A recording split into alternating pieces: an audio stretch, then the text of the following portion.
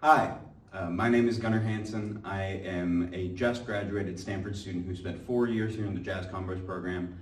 And welcome to the more largely equipment slash general jazz combos video. You might have seen the original version of this video. That was the drum video, and it had a bunch of little instructional things on drums, and we decided we're gonna expand it out all the way. So there's hopefully gonna be a section in here for every question you could possibly want to ask. How do I use the hi-hat in full? How do I use the cymbal stands in full? How do I know I'm putting the floor tom legs on the right way? How do I clip the bass drum? Every question you could have, hopefully it will be contained in a relevant category below, with timestamps in the description. just telling you what to do. So let's get to it.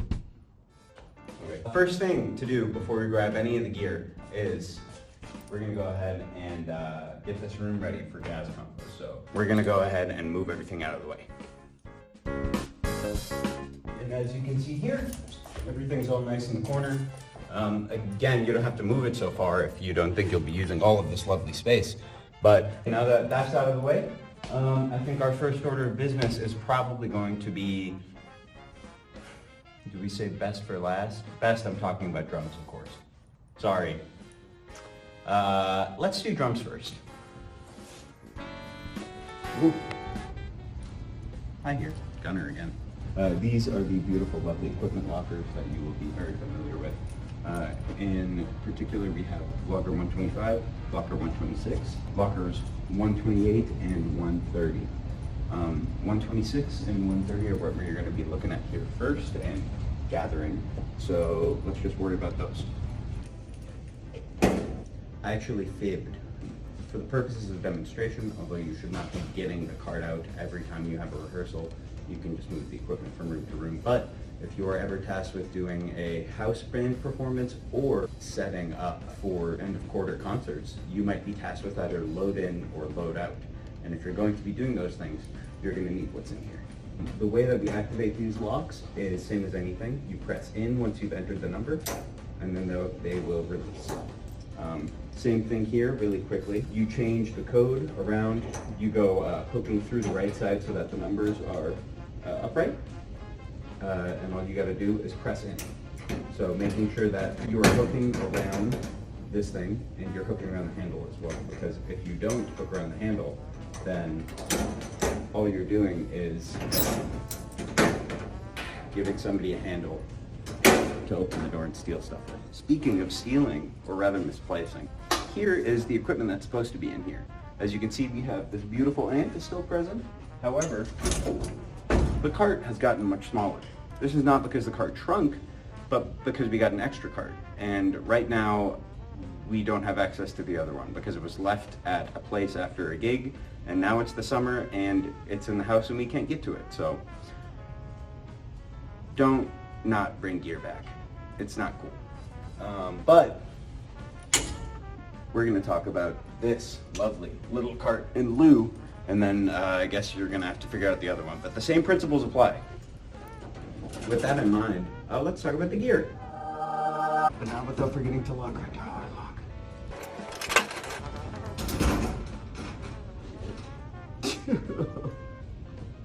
Don't do that either. Make sure the door hinges out, hinges in to lock around this door, so it couldn't open regardless. And then, once you're all secure, change the code, lock it in.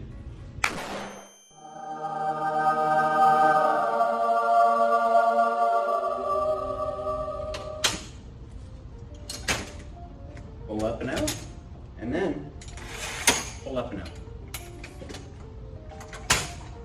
That's all you gotta do. Putting it away is a little bit trickier. Here we see there's a bottom in the middle where you press it, and it falls. Fantastic, good news. Let's put down this side first. And then this side. No. Since they've designed these things to be as compact as possible, there are some requirements. And one of the requirements is that the side with the dumb wheels must go down first, because this one then stacks on top of it. Oh, and see, there was even another issue in there. I didn't have this thing fully collapsed, so it didn't go all the way down, which have meant this one is not flush either. So you have to again make sure that this is fully down and around, and then this one's stacked, and you see it's nice and flat from the top. It seems niche, and it seems like tiny little stuff that, why is he spending so long talking about this?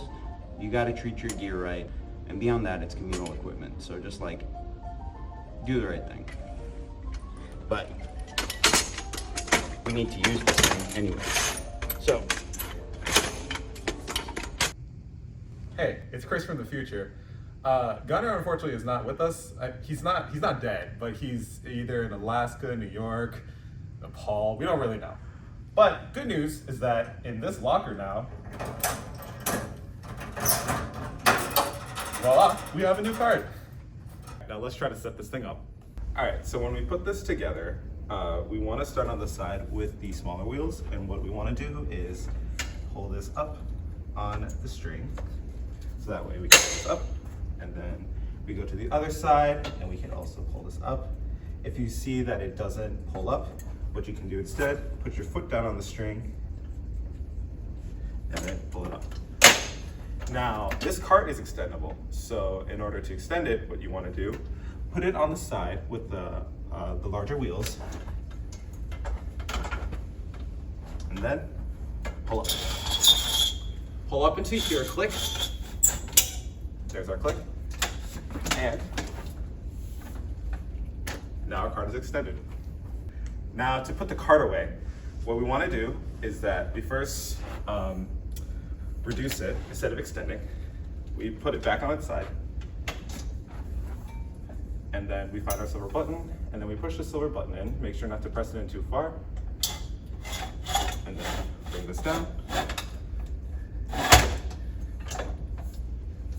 We put it back up, and you start on the side with the larger wheels. We put this down first, and then go to the other side, this down, and voila, the cart has been successfully put away. Now let's bring it back to my guy, Gunnar. the first thing of importance to note is the QR codes in the inside of the locker. These are going to contain photos of how the gear should be placed in at any time. Now is not a good example because there's a different drum set in here, but we just got this thing. You gotta give us time to catch up, okay? It'll be fixed for you guys.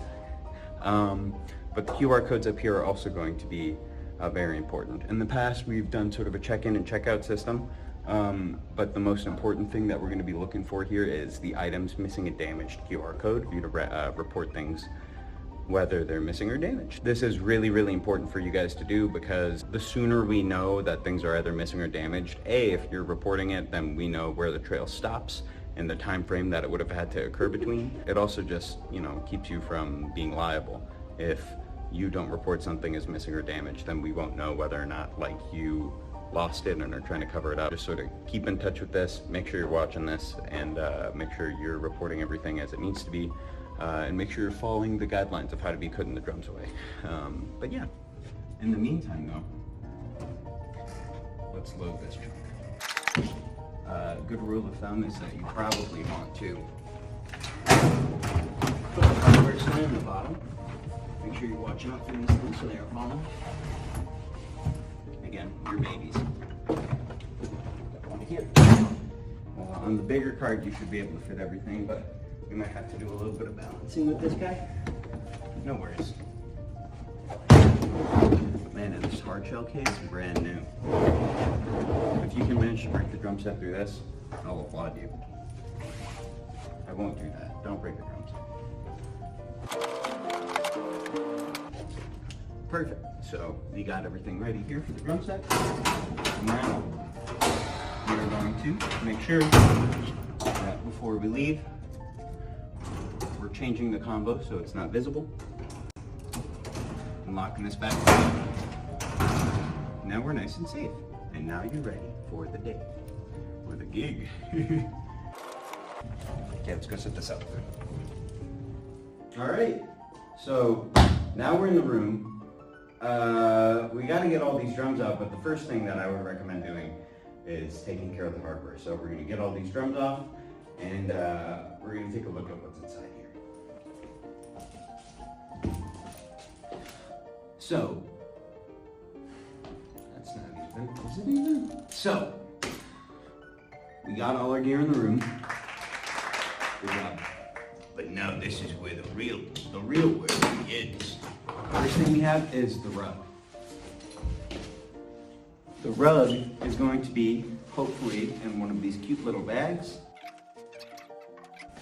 And you are going to face the rug in the direction that you're going to want to be sitting where you're playing. And I say that because there is, in fact, a stopper here for the kick drum. So you want to make sure that's going the direction you're going to be facing so that you can put the kick drum behind it. While we are here, we might as well fold up the rug so that you don't have to look for that later in the video. We're going to take this out, and then we're going to fold it into 3 little halves.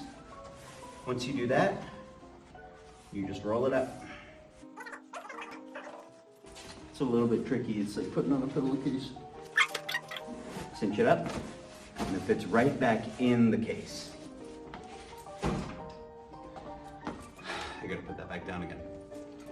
Yeah. Rug's down, and you know how to put it away. Yay. Notably, the rugs should go in here. It should be able to fit in here, even with the seating, with everything else in there. There should be nothing in that locker except the cymbal bag, your drums, and the hardware case. Anything loose is just more liable to be lost. But the first thing, or I guess the second thing now, that the rug is down, the 0 with index thing, will be to put the seat down. Putting the seat down is very, very important because I guess in continuing the CS stuff, it allows us to recursively expand the rest of the drum set in non-nerd speak, sorry. I can say that because I'm not you can sit on it and put the rest of the stuff away. So it's a big thing. It's good to put on top and it's good to take out first because it's just like you can kind of build it around you and make sure the drum set is comfortable. Ergonomics are really important. Speaking to the drummers. Screw that on. Make sure it's nice and tight. Around all the time, and it'll be great for your back. Voila. One extra little pro tip it's not the exact right thing for everybody. So don't take my word as gospel on this, but I've heard from a lot of different drummers. You're going to want basically a sort of right angle where your knees hit the ground. I'm not going to BS about reasons. I've seen a bunch of people say that. You should probably do that. Lock in your seat. You'll have a good time playing drums. One more important thing about the seat is that you need to make sure it's on the rug. The purpose of the drum rug is to make sure the drums don't go anywhere. If we didn't need it, we wouldn't use it because it would just be another thing to get lost. Your seat makes contact with the rug, the kick drum is in contact with the rug, and the hi-hat is entirely in contact with the rug so that it doesn't all slide away. If it's sliding away, you set it up incorrectly and should refer to the rest of this video. So good, our drum seat's down. What's the next thing that I think I would recommend putting together? I would say, let's get the cymbal stands out. Important note about the cymbal stands. They can do that, so when you're putting them away, make sure you collapse them all the way down, but we'll talk about that in a second. First though, let's get all the cymbal stands out. The later with these is now. The thing about cymbal stands is that, again, they can kind of telescope outward, so when you're putting them out and together, you put them out like this, and it's fantastic. You can also, if you're trying to get the cymbal in a slightly more unusual place, you can undo these guys and rotate it so the arm can reach out to another place. This one on the side with a little bit of a like see-through portion, just the part that's not directly connected, is what locks this in place back and forth. This guy on the right side locks it in place. So if it's unscrewed, it's going to come down. So you want to make sure both of those things are tight, but not too crazy tight. And then you put them wherever you would like them to be on your drum set. And then once you're done, of course, again, you take every part of the cymbal stand and you collapse it down into itself. We're going all together rather than taking all the different parts apart, because then it can get a little bit confusing and the bag can get very disorganized. Just like that, and it's ready for the bin. Don't do that though. I did that so you keep watching and maybe you laughed. Haha. Okay.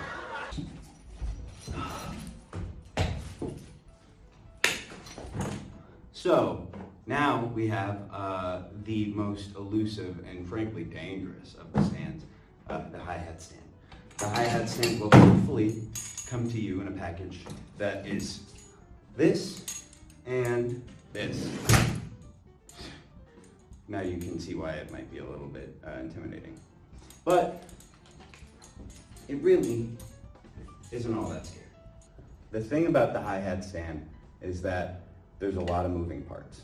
Let's start with the one big piece together. But first big thing to note is that you see on the inside here, these little holes. I'll point at them with an arrow of some sort. These are where, and it's the same thing on the kick drum, you are meant to place these rods of the hi-hat stand. That means they're locked in place, they're holding this down, and it's giving you a solid base that you can extend your foot on. Now, once you have that down, you place the legs down, and the thing with the legs is that you don't want to have your hi-hat stand be suspended in the air. You don't want the base of the stand to be wobbling around like this while you're trying to play. Just place the foot on the ground, place the pegs nice and firm, and then squeeze it tight. And your stand will be perfect and solid. Now, so this is the rest of the hi-hat stand. As you can see, it's 3 separate parts, right? We have the rod, which is what you're clipping the clutch onto, and then this is the rest of the hi-hat stand's base. This should be screwed in again so there are less moving parts when you're in transit. It's just less of an issue. And the other part to note is that on the rod, or on the actual part of the stand, there are a lot of moving parts. There is the steel disc, which is supposed to let you adjust the angle that the hi-hat is sitting at. Try not to lose it. And then the felt. The felt is very important. If you lose the felts, you're going to be much more likely to damage the cymbal themselves, because they're not going to be landing on these soft pads when you hit them. So the felts are very, very important. The felts are also very important, notably, and we're going to set this aside for a second, on the actual cymbal stands themselves. The tops of the cymbal stands, and the cymbal stands more broadly, in addition to having a bunch of loose parts, are comprised of multiple different, much smaller parts. You have the plastic cymbal stopper, which is one of the most important pieces of equipment on the drum set. I know it's a tiny, dumb little thing, but this allows your cymbal to ring. If this isn't here, what's going to happen to your cymbal is you're going to place it on, and it is going to fall all the way down to the metal. It's going to sound bad. It's going to make your cymbal sound bad. It has the potential to damage your cymbal. Do your best not to lose these. They're very important. And if you are a drummer, I would recommend you carry some around with you. But always try to make sure that there are at least 2 cymbal felts on the stand, and then try to make sure that you leave this lock on top as well. These, honestly, the top felt and the top lock are not as crucial. Again, please try to keep them with the drum set. But these 2 things, the bottom felt and the bottom the plastic cymbal stopper, are very, very crucial.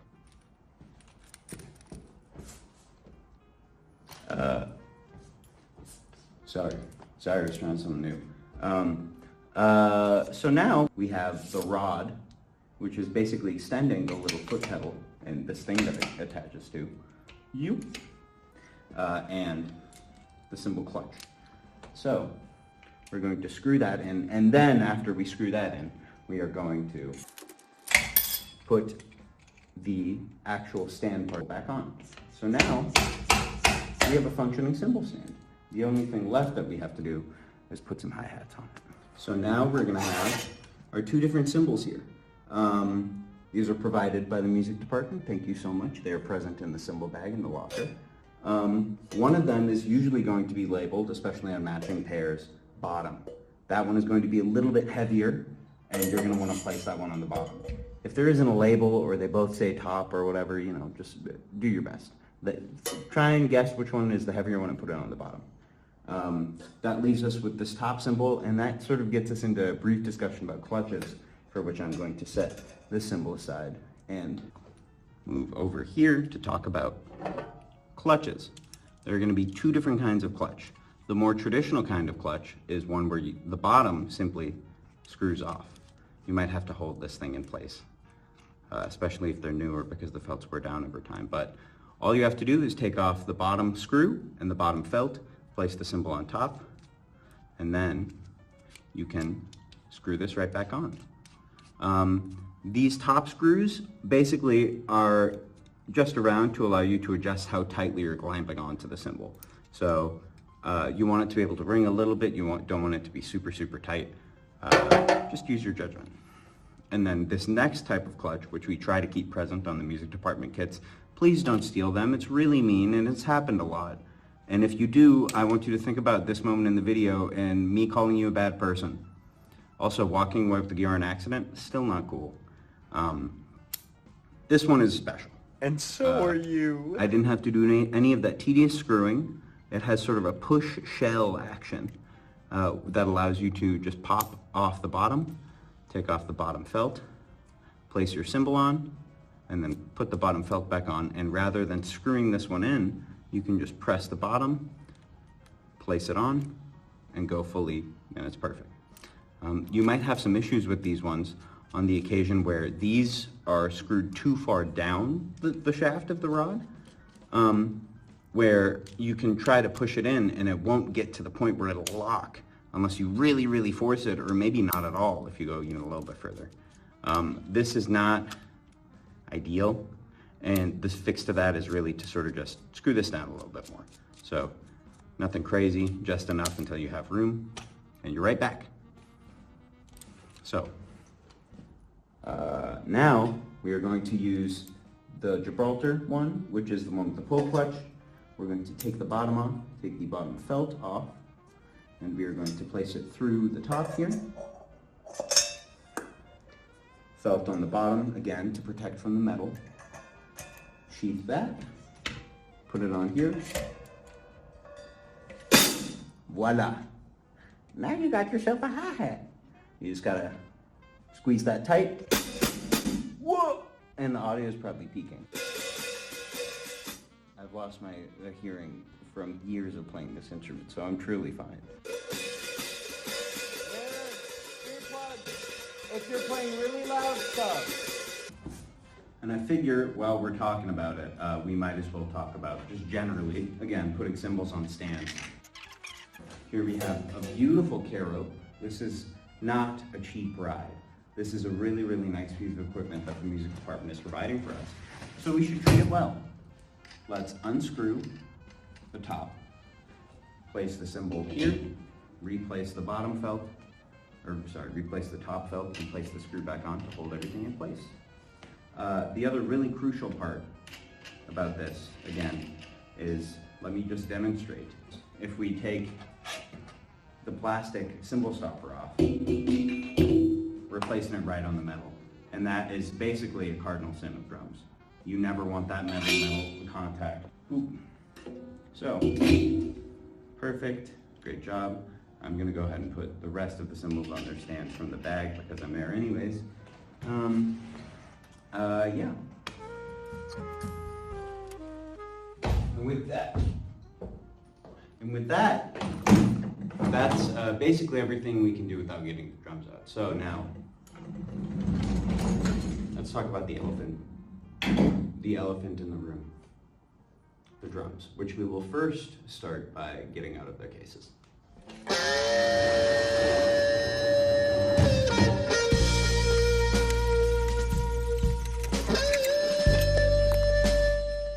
So as you can see, we got all of our beautiful drums out, but now we have all of these The drum cases. Oh God, what do I do? It's so messy in here.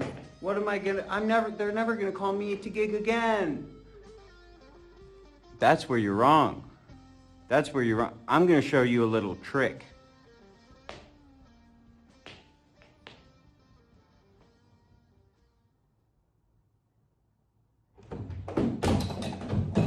Doctors hate me, and with this one simple trick, you can put all of your drum cases away in a single drum case. The very one I'm sitting in right now.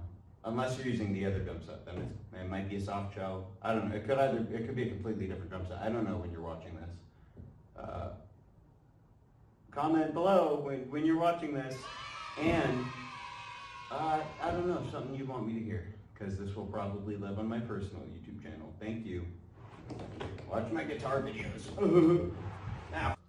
Wow, look at that accidental, insane shot composition. It's one straight line, although I didn't even plan that. I didn't even place those like that. Crazy. So, our pro tip is, well, I mean, it's probably pretty self-explanatory, but you just put the drum cases inside of each other. And then, again, recursively, the snare case goes into the rack tom case, goes into the floor tom case, goes into the big tom case, and I don't know, you can even put the rug in there for the time being if you want no loose stuff. And you just slap it on. And then, that's all of your drums. Out of sight and out of mind. So, the hardware box is almost empty. All of the things that we have left are pertaining pretty much to the drums themselves, no longer cymbal stuff. Within that we have the kick pedal, the snare stand, the legs for the floor tom, of which there are 3, the mount for the rack tom. So we're gonna show you how to use all 3 or 4 of these things. We're gonna do that, but also another thing that we're gonna do, because now that we have everything that we need, is we're gonna get our boxes out of the way and make sure everything looks nice and neat.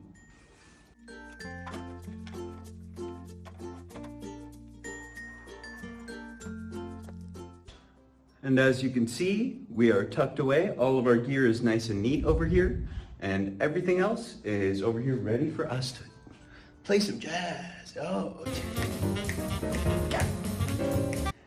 You'll be that swinging if you put your gear away. So, now that we've gotten through all of the cymbals and they're all ready to put in the right place, we're gonna go through each of the drums from biggest to smallest. So, we're gonna start with the big bass drum. The big thing about the bass drum is the legs. You always want to make sure that you're putting the legs out so that they can keep the drum from going forward. If you remember what I said earlier, you can also hear the snare buzzing. If you remember what I said earlier, the whole point of this little block on the front of the rug is to keep the drum from moving forward, but the legs are also very important for that as well. As we can see, the legs are down to the front, facing forward from the drum set. The kick drum is behind the block. That means that no matter what you're playing, no matter how hard you're beating that thing, which honestly shouldn't be that hard, and especially in a jazz context, you will be golden. So, now we're going to move on to the kick pedal. The kick pedal, again, as I was pointing out with the hi-hat, has these little wiry bits, and you're going to unscrew this bottom portion here so that the clamp will open up, and then you're going to place it on the kick drum itself and tighten that bad boy. Not just sitting in front of it, you're going to place it on the kick drum itself so that it has a solid surface, and then you're ready to go.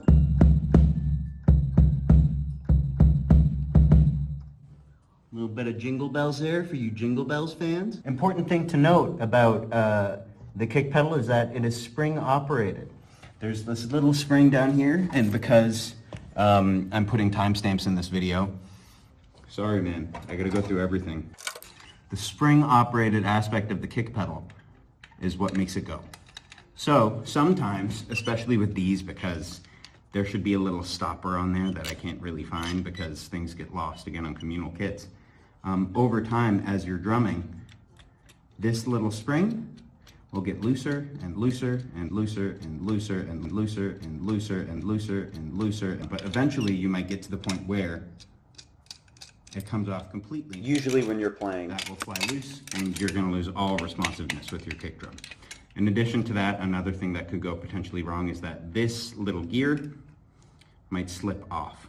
So the kick drum is a very fragile beast, and you must be very careful to make sure, especially if you're going before a gig, you know, if something happens during rehearsal, it's not the biggest issue, but before a gig, making sure that everything is all screwed up nice and tight so that you're ready to go and that you won't be embarrassed if in the middle of your song you're unable to play your kick drum again suddenly. Now we're going to move on to the floor tom. The floor tom, probably my favorite tom, comes with 3 little legs, and the way that you can go about setting them up, and the easiest way that I would recommend you do this, is to take the drum as it is right now. Currently it's right side up. You can tell because the badge on the side has the letters, well, facing right side up. You can read Yamaha right here. Also, usually for these kits, especially in jazz context, you'll have the coated head on the top and the clear head on the bottom. You want to make sure that you're always hitting the batter head, is what the top head is called, the one that you hit, because the bottom head is made exclusively to resonate. So if you end up hitting that thing, it's going to damage the sound a little bit, and also just, you know, it won't last as long. So make sure you're always hitting the batter head. And the way that we're going to set this up is we're going to use these little mounts on the side here. We're going to turn the drum upside down, and then just one by one, we're going to insert them in. So we are ready to chuck it on the right side of the kit, right over here. Or left side if you're a lefty, but just if you're a lefty, swap it all. Mirrored across the y-axis. Oh, man. We're going to mount the rack tom as well. The rack tom, it uses this thing and it goes right in the little center of the kick drum here. I would recommend putting this on first, as I'm going to do now. Oh! Nah. There's no way he put it there. He didn't move, and it was so seamless how he didn't move. Thank you. Well, we'll show you how we chuck it on. And now we are going to slide on the rack tom until we want to go as far as we can so that it's really sturdy. And then screw this thing tight, and now we have, well, all of our, I guess, non-snare implements together. And these guys. So, let's get the snare stand together. So the important thing about the snare stand, and I guess about the snare, you know what? Snare side chat. Really quick, you over here. The snare, one of the more particular or interesting drums, mostly because this top head, same as the other one, has a batter head, regular batter head, and the bottom head, the reso head is very thin, very delicate, and it has these snare wires on it. And that is what gives the snare its particular, it's got that bite to it, where if you disengage the snare like this, it just sort of becomes a regular drum. This is a really, really useful thing to do, not only to give more texture to your music, you can swap between snare on and snare off, but also if you're not playing, you should be really, really careful of whether or not the snare is on or the snare is off, because if your bass player and your pianist and a vocalist are doing some really, really slow thing, and in the background they just hear, you're distracting people from the music.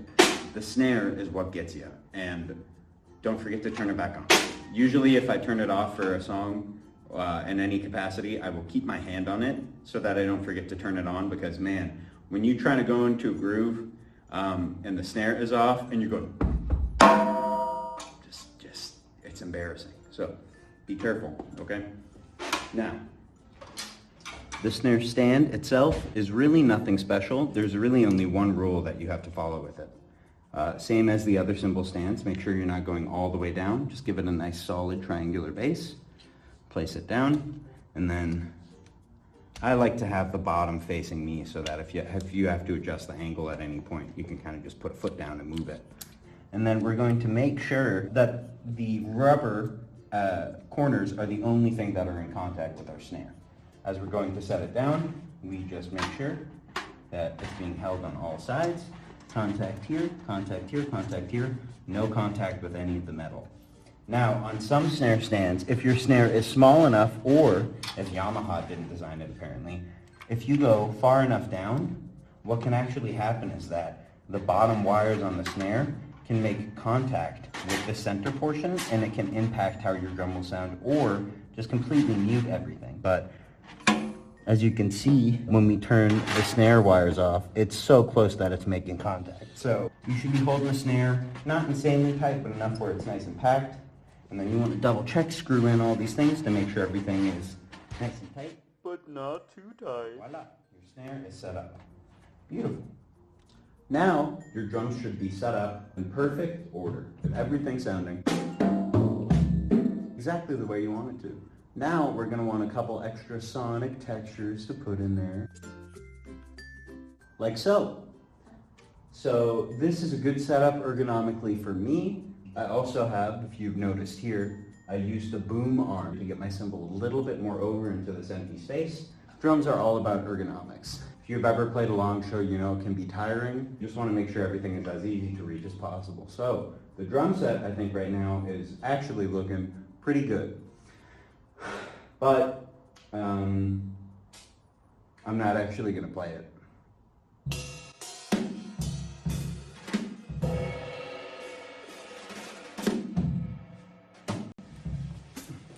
Because we have even more gear to set up.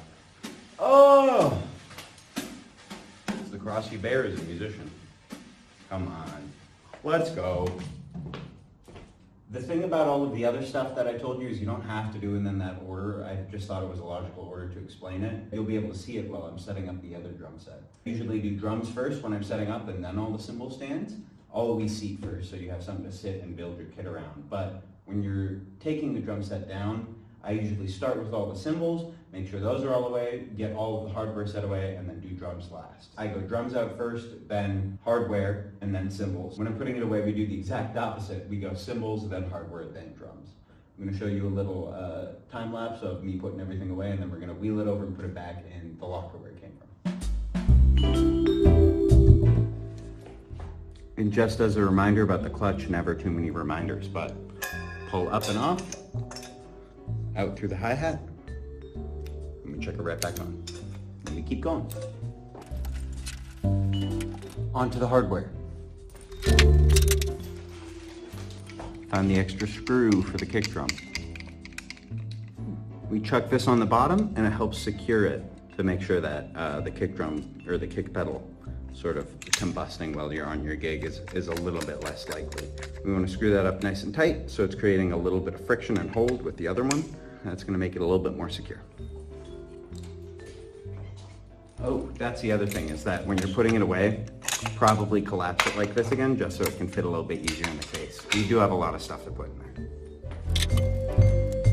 And again, just making sure everything is completely collapsed, and I can go like this and nothing falls apart or falls out, so that I don't accidentally injure the person who's using this drum set next.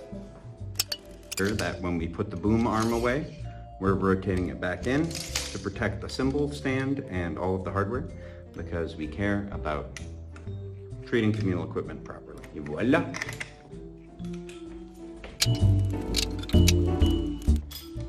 And again, as we're taking the hi-hat stand apart, we have the clutch, the other part of the stand that I don't know what to call it, and the rod, which we are going to screw off. We're going to place this in the case, and then we are going to take the rod onto which we are going to place the clutch. We're going to screw that tight so that it doesn't move around, and then we're going to slide that into this extra part of the hi-hat stand, which will not only keep all of this together, but will also trap these and keep them from flying off in the case, and just make it a lot easier to put the hi-hat stand together for the next person. Again, put the gear away like you're the next person who's going to use it, because it's just going to make everything a lot easier for everybody else. And again, communal equipment. Treat this stuff right. You don't want to haul your own drum set to campus, I promise.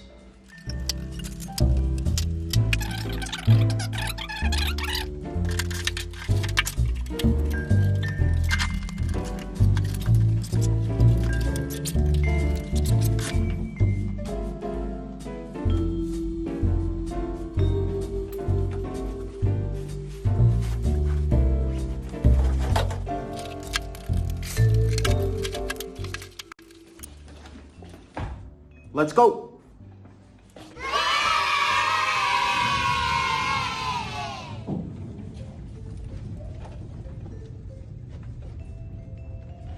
So we're going to swap all this gear back into here because we got this drum set, the red drum set from this part, or whatever drum set lives in here, will be on this side. Make sure you again check the QR code information on the inside and whatever documentation, and will be updated.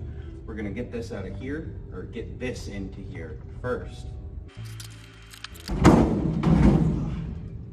And don't tear your shirt on this. I've torn many shirts on this. And now, we're going to get the drum set in this far locker here, 130. So before you either leave for the day or start your rehearsal, you should definitely make sure to see if the lockers are good. And all these lockers seem that they're good, but you should definitely make sure to check them. So one of the things we check to make sure that the lock is all secure, and you would push it in to see if the numbers are scrambled. You should check to see if the door is locked, to see if it's connected here and here. And this one is our good noodle locker. This one is really good. This one's actually a little problematic. This one, we can see that it seems that the lock is good. We can see that the door is solid, but this lock is not really on, because if we flip this sideways, we get inside the locker and we start losing content. So let's make sure that we fix that by fixing our locker. We take this combo out. We put this in, we put this side in, and then we make sure that we scramble up our lock code, and so that when we put it in, we're good. This is good, and now we're set. This one seems like it'd be good. The lock is on the handle like it should be, but you might already see it. It's not even actually closed. So, to fix this, what do we want to do? We want to, again, take our lock out, and we want to make sure that we can see this spool here, and we can see the spool on the bottom. And when this goes from horizontal to vertical, these pop out. And so what you want to do is to make sure that these are both on the short end by making sure that these are horizontal. Push this in, push this door all the way in, and then lock. Scramble our code again. Bada bing, bada boom, voila. This is good, this is good, this is good. Another egregious thing that you definitely should not do, especially if you're rehearsing and you feel like, what is the issue? I mean, there's no content in the locker, is that you should definitely not leave the lock hanging on the door. And you should especially not make it so that if the lock is hanging on the door for some egregious reason, you should make sure that the combo is not on the lock, right? The only way that this lock won't lock if you push it in is if the lock is that way. So what you want to do is that you want to make sure you scramble up the lock, and you are able to lock this, and then the lock is good. This locker seems like it's really good, right? We see that the combo is good. We see that the handle is in the right way. But if we notice when we're pulling on it, do you see that this is bulging out on the bottom? And so to fix this problem and make sure that we do fix this problem, because otherwise it's easier to get into the lockers, is that first, let's pop open this locker. Take it out. We make sure that everything is pushed back all the way. Looks like it is, and so it looks like it's just an issue where we need to make sure that the doors are properly secure on the top and bottom. Lock this up. We check the door, and then we lock her up. Make sure to scramble our code up again. And then boom. We have good looking lockers now.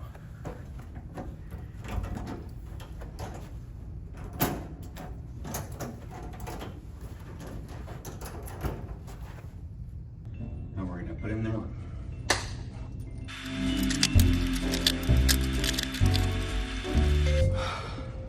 And we're back at it.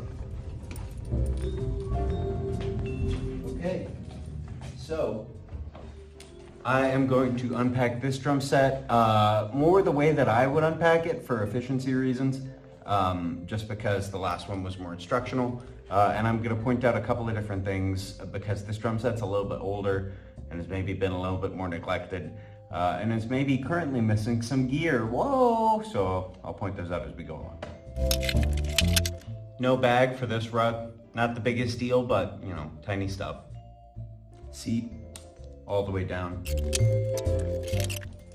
Now we're doing drums first after getting the seat down, like I was saying earlier, just because it'll be able to get us our bearings around us, and then we'll be able to snake the cymbals into the little nooks and crannies after the drums are where they need to be. Because the cymbals, you can get the boom arm out, do whatever to put them where you want, but getting the drum set up nice and ergonomic is really important. Hold on, I have to replace this kick drum hoop. See, this is why we treat our gear. This is what it's supposed to look like, notably a circle that isn't broken. This one, broken. Be nice to your gear, especially because it's probably not yours. Whoa! Oh!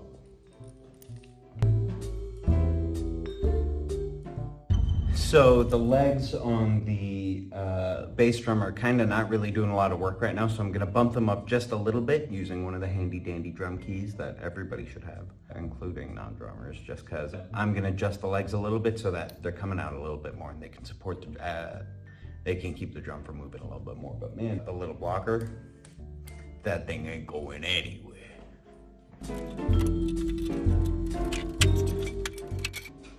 Slightly different connector on this guy, but same thing, just slide it on, lock it in, and you're good to go. Another example of maybe older and missing gear. There's no screw on this one to screw in. There unfortunately was at one point, it is now gone, but for now you just kind of have to align this little extra screw here, which is going to lock into the bass and sort of keep the tom from swinging around.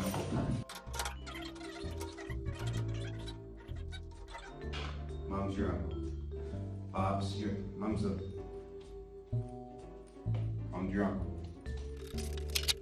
Trying to do this thing right now. Trying to, I grabbed it up here and, oh, I tightened it by holding it, but I went like that. Not cool, not cool. Tighten the things.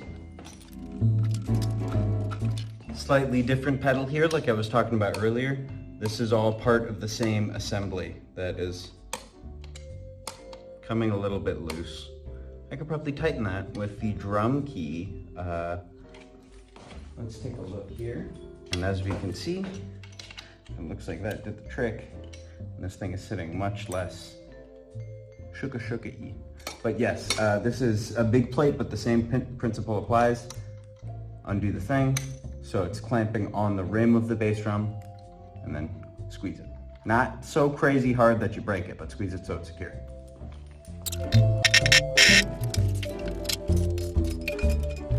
Slightly different attachment mechanism here. The SJO drum set has this too, so I've gotten a bit used to it. But yeah, check that thing right there. Another really important thing about this stand for this hardware, make sure that you fully expand this guy and then tighten him, or else it's gonna keep pushing back up and this is not gonna be solid.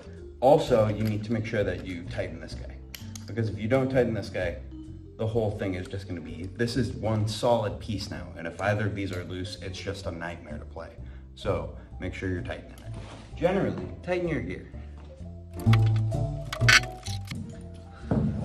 This is what happens when the clutch does not live with the hi-hat stand, because currently, hi-hat stand does not have a clutch, and I'm willing to bet inside this top compartment, no clutch, inside this middle compartment, clutch, nothing on the bottom, nothing in between any of the cymbals. Felt, but more lost gear. And no steel disc, which again, like I said earlier, is not the most crucial thing, but they put things on this equipment for a reason.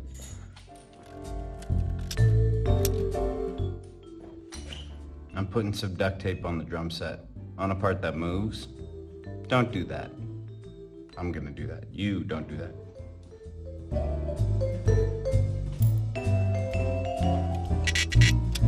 An addendum to the previous instructions on the hi-hats. I will see from a lot of people that is not how you set up a cymbal stand, and actually it makes it very likely that they will fall. Again, make sure the feet are flat or flattish, you know, somewhere in this range, a good nice triangle, and then that is when you want to tighten them. Don't go all the way down, don't go only out a little bit, just get a good solid base, you know, something you could kind of like, you know, I did step on it, but don't do that. This is all for demonstration, and again, retention. Thank you for watching. Like and subscribe. And this guy, long lost. We're lucky we still have the bottom one. Keep the tops on, kids.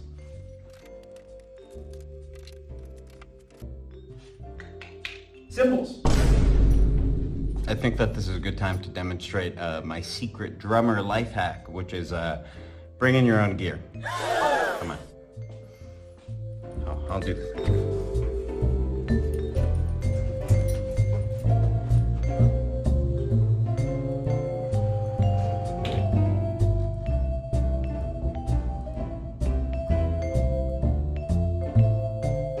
I gotta press the button. The second floor of Braun at night with the personal lockers. You can get these lockers for like $30 for the whole year, and I keep my drum equipment in here. So we're gonna grab this really quick and then get right back to it.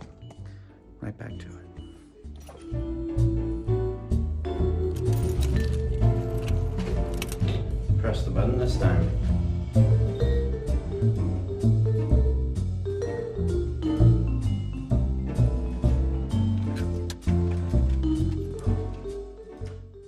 So now we're gonna demonstrate a segment that I would like to call things that are handy for drummers to have.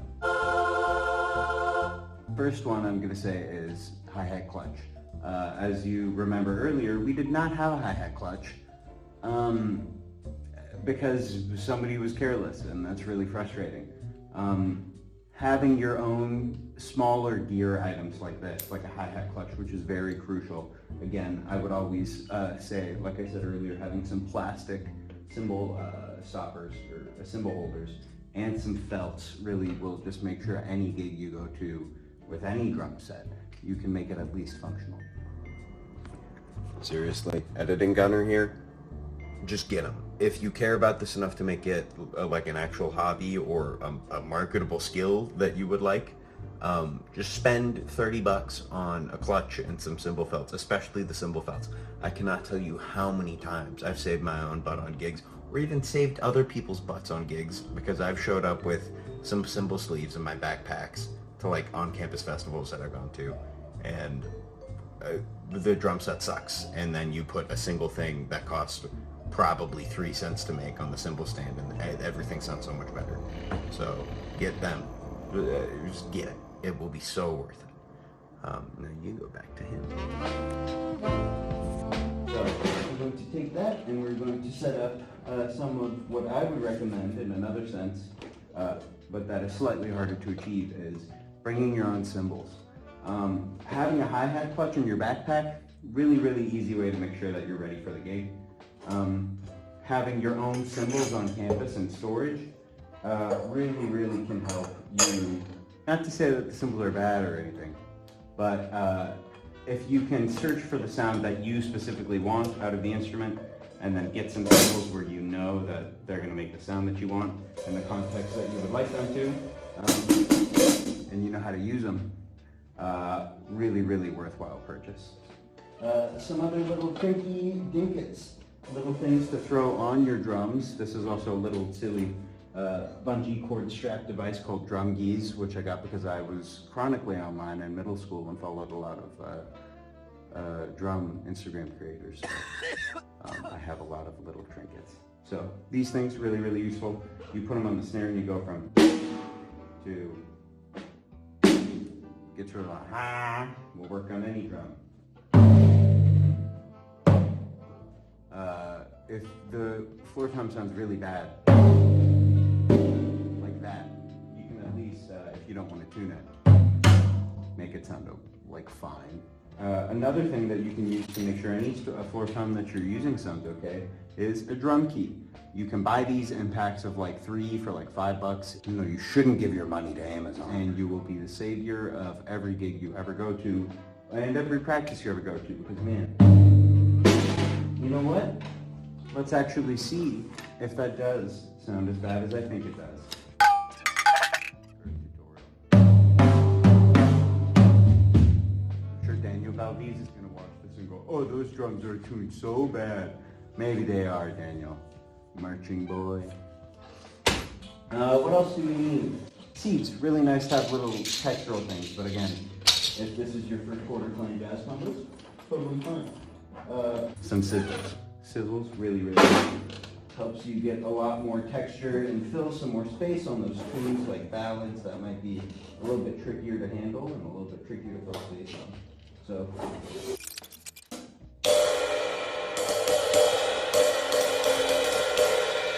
Really great cymbal, but with the addition of this,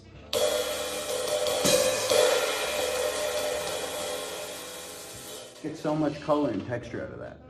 Really, really nice.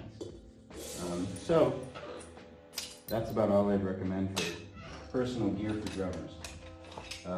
Make sure you have a couple pairs of sticks, definitely, and some brushes.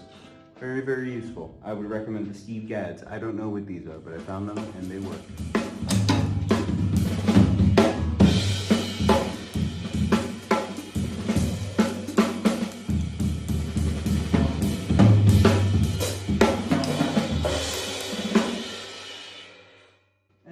See, dear video viewer, this is why you got to make sure everything's tightened in on the kit. You just crank that thing tight with a handy dandy drum key, which every drummer should have.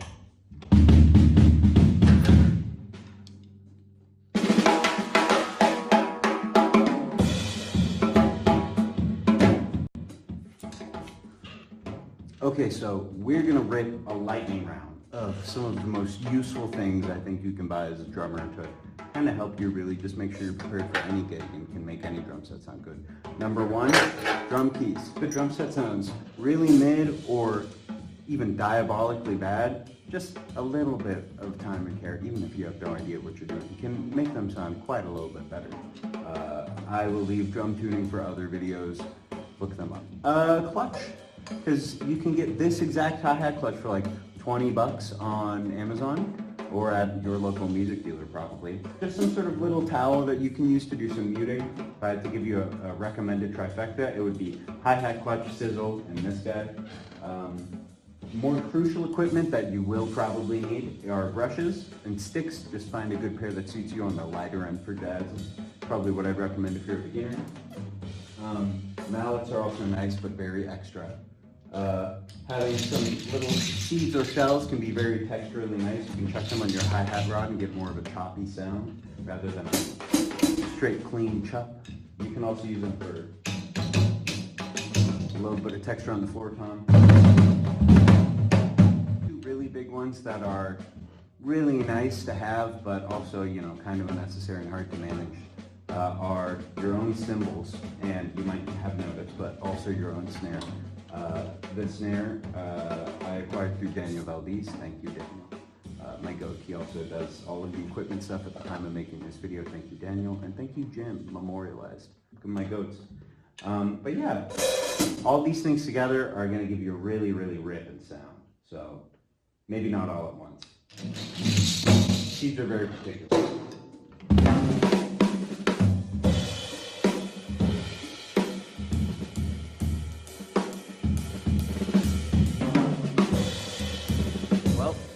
We got the drum set all nice and set up the way we want it and in a way that feels good and with all of the gear.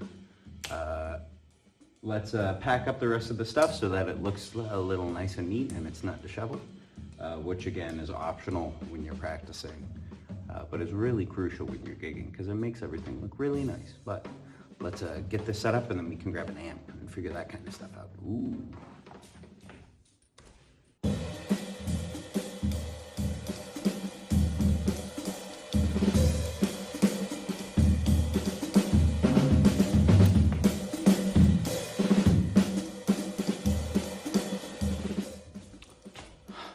Nice. Now we're gonna go get some amps.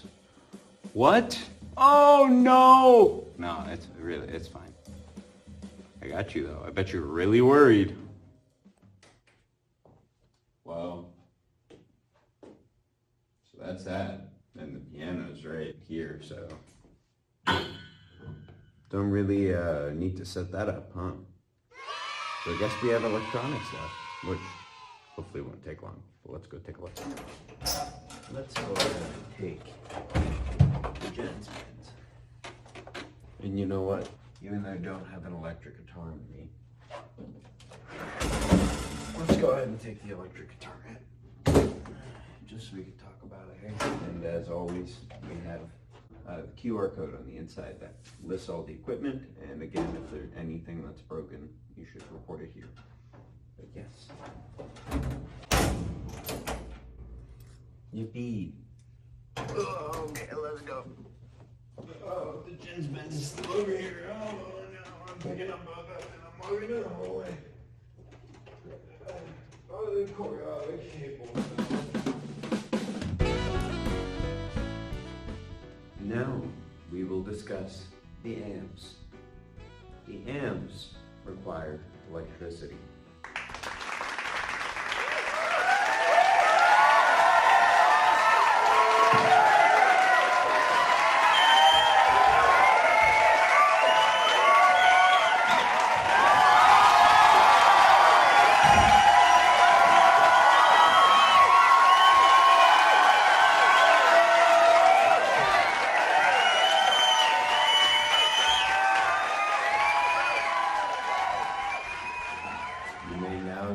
The amps.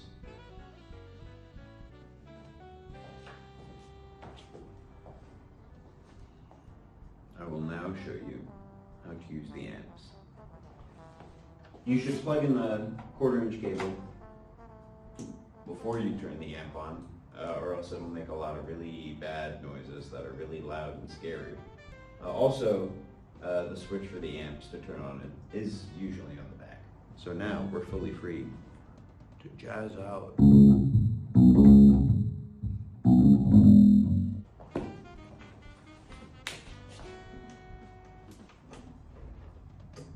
There is also the guitar amp, which may be powered on. Warms up the tubes or something. I don't know. How do tubes make noise? Not what this video is for. But they aren't making noise right now because we have to also flip on the standby switch. And voila! Drench that thing in reverb. Ooh. Speed. Don't know what that means. Intensity. Ooh. You know what? I think there's a whammy or something in one of the things in here, but again, not my area of expertise. Get the amps out, plug them in, they'll make a sound probably. And then you can do something like this.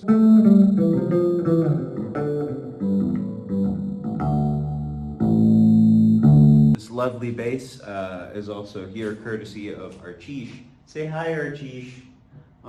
Play a silly little lick for us. Oh! So good. Love that guy. Cable wrap. So we're going to teach you, I've seen it called the Roadie wrap. It's basically a way that you can wrap your cables where you guarantee that they're not going to go anywhere. And the first step is very familiar. You kind of just make a little loop, right?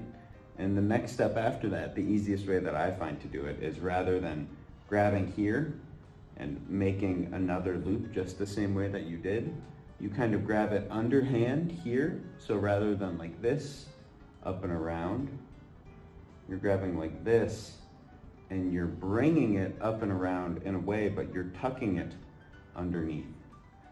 You can find probably many more better instructional videos on YouTube about this, but really it's just one time you go around, stacking on top, and the next time you go in. Like grab, twist, and then it's in. And then you keep going and you say, okay, well, let's do this guy, right?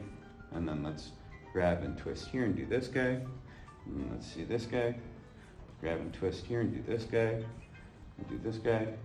And voila, you have a perfectly wrapped cable. Now, some of you might be saying, Gunner, why do you have to fold it that fancy way so that when you throw it out, it goes all nice and straight? Well, why can't we just, you know, do it the regular way where we go over and over And over, and over. Well, dear viewer, thank you for asking.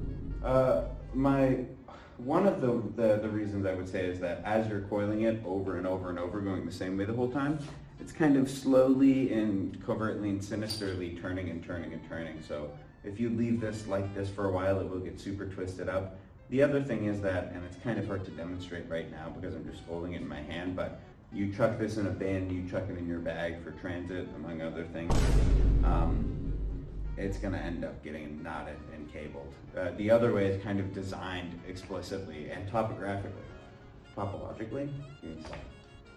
I was right, it was topology. That took me an embarrassing amount of time to Google. Let's see if this is coiled up enough in the meantime.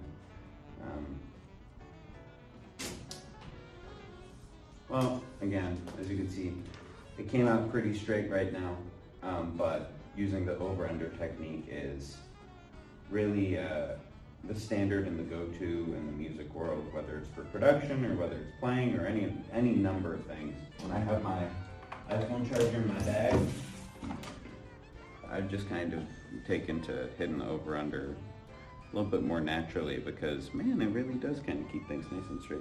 And I got the Velcros. You know I'm not slipping. I might be slipping a little bit. But anyways, that's kind of it. Except one last final really important thing. When you're pulling a cable out of its socket, under no circumstances should you be pulling from anything this far back. I see you, I know it looks fun to do that, but make sure you're right near the base and you're really secure when you're pulling it out, because there are some horror stories, not only for how it can impact the jack on the amps, where one of the amps that we had, we actually had to get serviced and fixed because somebody pulled on it improperly and the thing fell through and it messed it up. But also it saves the cables from tearing or yanking or doing any sort of thing to mistreat them. So nice little addition at the end, something that I was told to emphasize. Haha. Drummer brain, I didn't know any of that stuff. Oh, well, how'd I get here? All right, hey everybody, it's me again, Chris from the future. A couple of things that our good friend Gunnar did not mention about these amps, and especially the power cables, is that one, when we disconnect our power cables from the wall, we don't want to disconnect them from anywhere that's here. We want to disconnect it directly from the wall part. We disconnect that from this side, and we disconnect this one here. And now, we should talk about too, where do we put these power cables when we're done with them? If your amp has a cavity, like how the Fender amp does, you could pull up your cable and we put it in here. We want to make sure that when we put away our power cables, we want to keep them with the amp that they come from. Otherwise, we end up losing it, and that's just such a hassle to deal with. But on amps like the Gens, which does not have a cavity like the Fender does, we still wrap up our cable the same way. But instead of putting it in a cavity, we just put it into the handle here. Now these are good to go. These are good to put back into the locker. Now let's bring it back to Gunnar. Well, now that we got everything out and I showed you how to use most of it, you gotta put it away, which sucks, but you know, I'll be a little bit quicker this time. I won't stop and tell you so many things.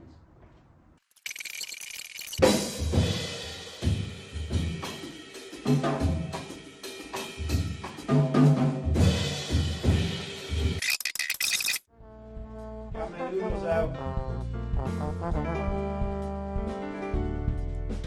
have a pro tip for you. If you ever have one of these guys that's stuck real tight, you can take 2 sticks like this, put them on either side, and then you can kind of just use them as a fulcrum, or I don't know if it's a fulcrum, but you can use them to get leverage. And you can get some pretty tight things undone pretty easily by just using a little bit of physics.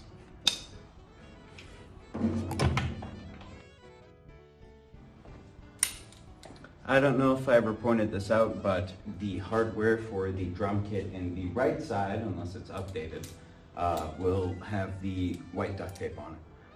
The hardware for the drum set on the left side will have the red duct tape on it. So that's how you're going to differentiate between whether or not one piece of gear came from one place or the other. Look for the tape. The other thing is when you're transporting the amps, any equipment, unplug everything. Unplug the cables, the 1/4-inch cables that plug into your instruments. Unplug the power cables. Just make sure there's no way that you could accidentally bump into a wall, break something that wouldn't have been broken if it wasn't plugged in. You can get it all if you really, or get it all in one if you really need to, but hopefully you're not Nate Wood and you're playing with more than one person in your combo. Google Nate Wood.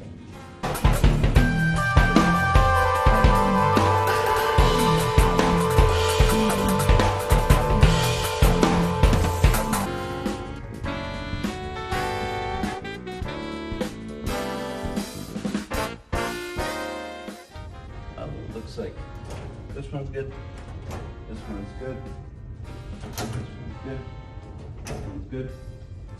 Everything is locked. So now we're almost done. Behind the magic of production. Let's get this place back in order.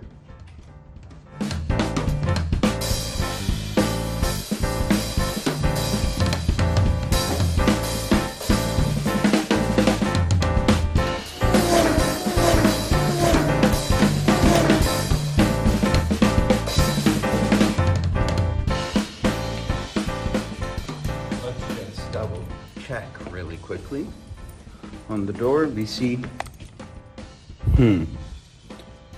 tables in the center, all the stands are over there, looking good. Boards are empty, should probably take care of that.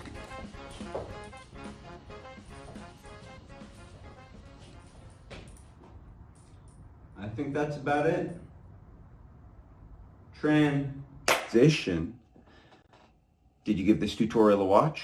Did you love it? Did you hate it? What would you rate it? You're the best. You're the best. What should I make a tutorial for next? Hit the like if you like. Please subscribe and please don't cry. Hit the bell as well. Over here next to my head is another video that you can check out. Hit that up or the link to subscribe to the channel. Jim Nadell and Stanford Jazz Combos forever.